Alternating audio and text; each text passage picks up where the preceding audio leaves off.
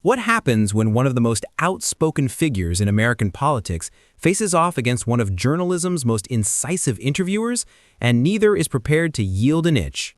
The cameras captured every tense moment.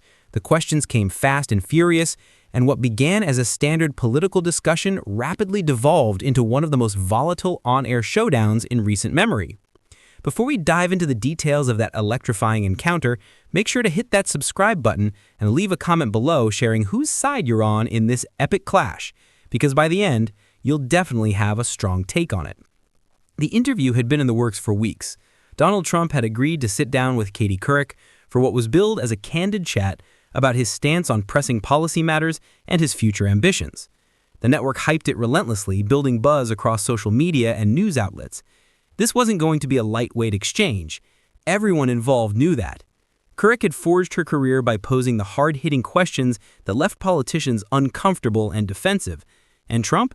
He had always relished a good fight, turning confrontations into opportunities to dominate the narrative. The studio setup was meticulously arranged. 2 chairs positioned at a subtle angle, close enough to foster a sense of intimacy, yet allowing both participants to glance toward the cameras.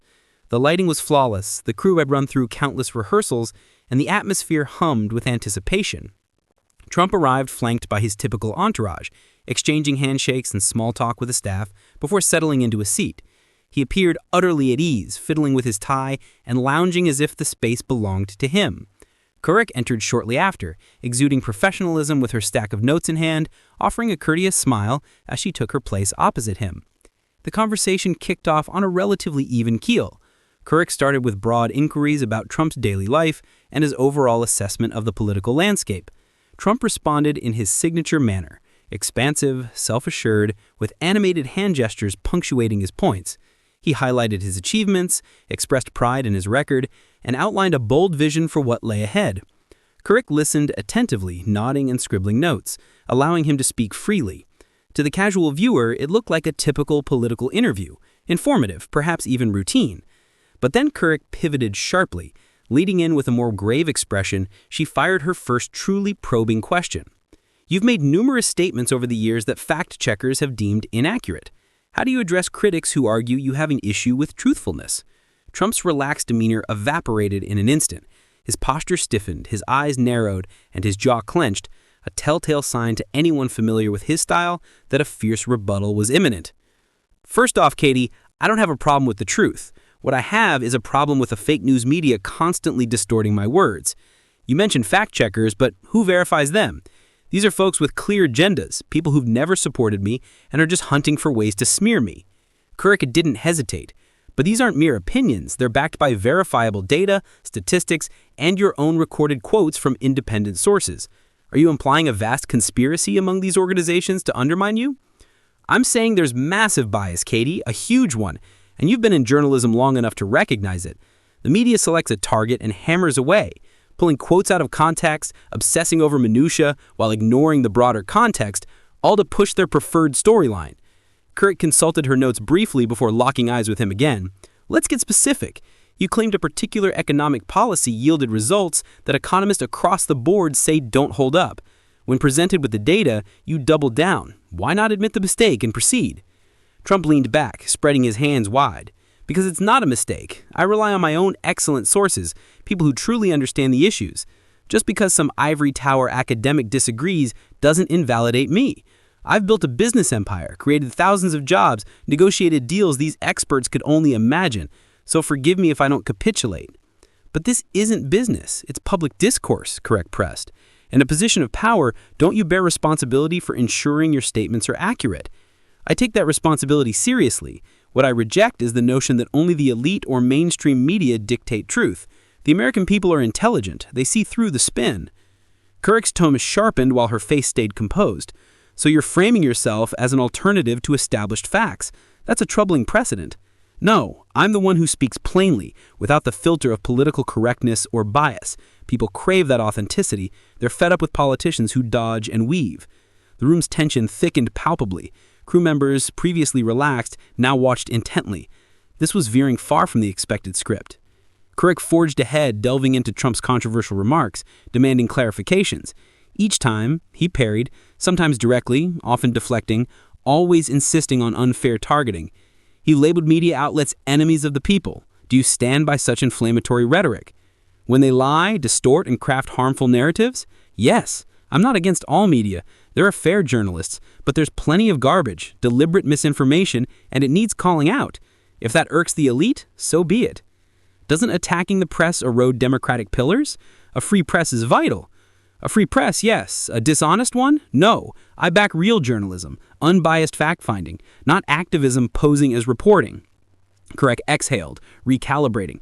Your style is often called divisive. Could you accomplish more by being conciliatory, building bridges instead of walls, metaphorically? Trump smirked coldly. What's truly divisive is rejecting outcomes you dislike, obstructing instead of collaborating. I've extended olive branches, but when opponents oppose everything reflexively, niceties achieve nothing. Sometimes you must fight. But fighting deepens divides, entrenches positions. Or it exposes real issues for honest resolution, he fired back. I was elected to deliver results, not platitudes. The dialogue intensified, with Couric's queries growing bolder and Trump's frustration mounting. What began controlled was now a raw contest of egos. Couric, sensing the shift, seemed energized by his defensiveness. She flipped her notes. On foreign policy, critics claim your approach has strained alliances. Your response? Trump gestured dismissively. Our allies have exploited us for decades, free-riding on defense and trade. I called it out, renegotiated for fairness, saved billions. My duty is America first, not placating foreign leaders. But diplomacy thrives on trust and respect. Burning bridges complicates long-term goals. Honesty doesn't burn bridges, weakness does. Leaders respect strength, not pushovers. Couric edged sharper. There's a line between strength and antagonism. What you label antagonism, I call directness. I've negotiated high-stakes deals.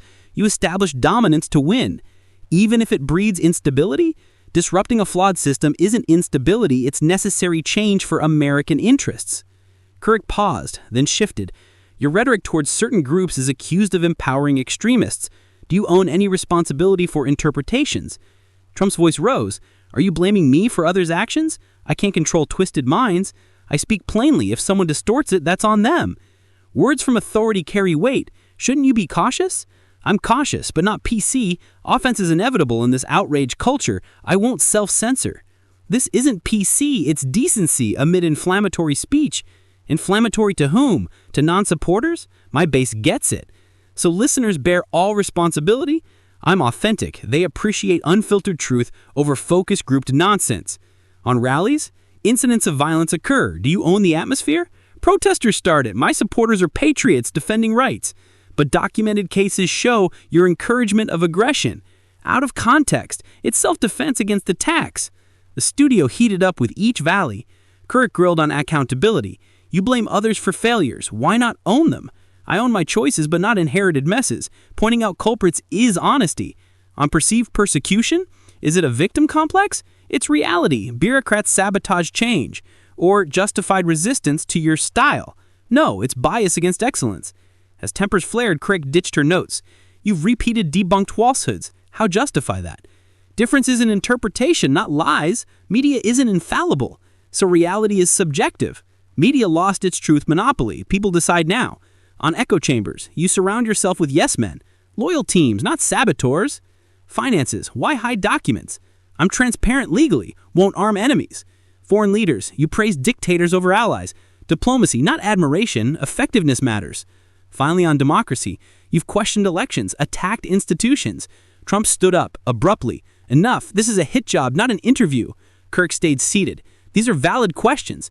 Accusations in disguise! He stormed off, microphone dangling.